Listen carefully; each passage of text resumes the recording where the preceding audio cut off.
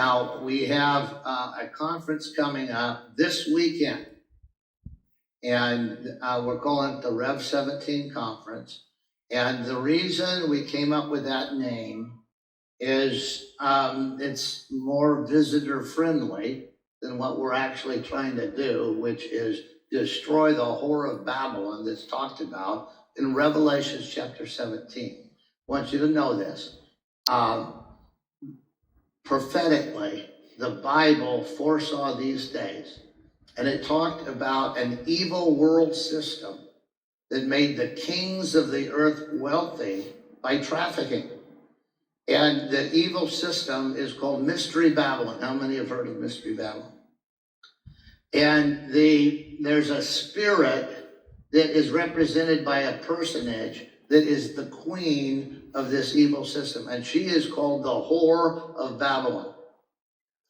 And in Revelation 17, it says that she's gaudy, she's vile, she's riding on a beast, she's drinking a goblet full of the wine of her iniquities and immoralities, and she's boasting that I will reign as queen forever. No one can stop me. And then in Bible prophecy, it says, but she shall be destroyed in a single day. And the kings of the earth will mourn and say, what happened to the whore who rode on the beast? She has been destroyed in a single day. It says they will bewail the fact that they're no longer being made rich by her trafficking. Did you know it even gives a list of what is being trafficked? And it basically includes all kinds of things that you can turn for a dime. And trafficking is different from trade. There's always a nefarious element to trafficking. It's the nature of it is evil. But it goes through this list of things that she traffics, and it ends with, and she traffics in human souls. Did you know that child sex trafficking is far and away the greatest source of black money in the world? It's making the kings of the world rich. There are whole national governments that are built on the money that is coming in from child sex trafficking. And it happens all over the world, but the hub is the United States. And in the United States, the three central hubs are Hollywood, Nashville, and Washington, D.C. It's a gross evil. Somebody is going to be involved in destroying the whore that rides on the beast. And I want to be part of that group. And so we have coming for the Rev 17, we have 20 of the best leaders in the world that are involved in this problem. We have coming survivors that were sex trafficked. One of my friends, Hope Beryl Green, is going to tell you about being sex trafficked to high-level American politicians from Epstein Island. How many have heard of Epstein Island? All right. So, how many have heard of Joe Biden? Because he's a part of that equation I just told you. She's going to tell you the story about it. We're going to have Kathy O'Brien tell you about MK Ultra and being sex trafficked by the government.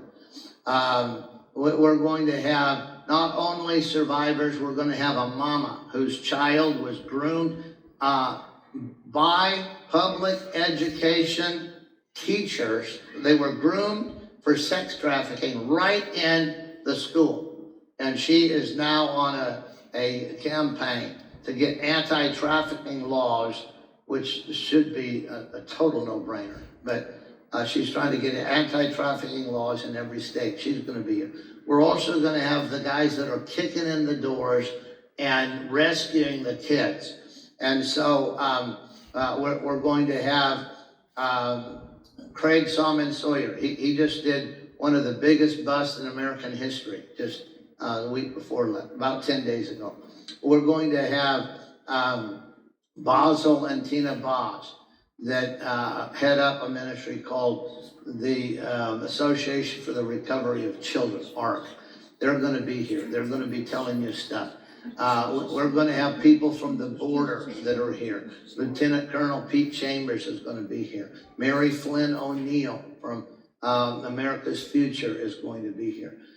We have the best of the best. How many have ever heard of Laura Logan, Going Rogue News? Laura Logan's going to be here.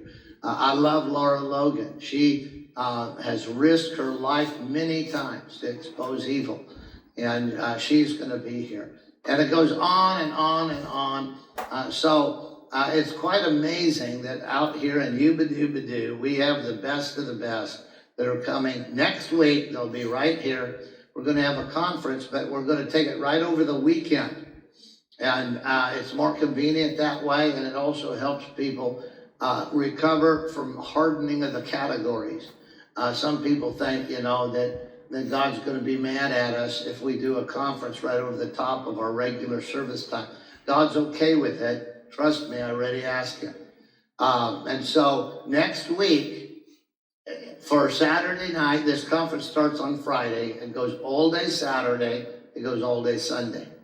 And so we are making this into a sanitary campus. Some of the guys that are coming have had multiple death threats. And so when we asked them, some of them to come, they said, hey, well, we don't do stuff like that in public forums anymore because very powerful people are trying to kill us. And so, Mark Anthony is one of them. He's had 3 different assassination attempts because of being a whistleblower.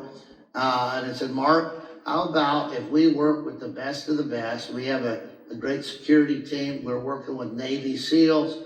We're working with the sheriff department. I said, how about if I give you a guarantee that we can offer to you a sanitary campus? And anyway, he was willing to come. So I really appreciate that. And I want you to appreciate that too. That's a big deal.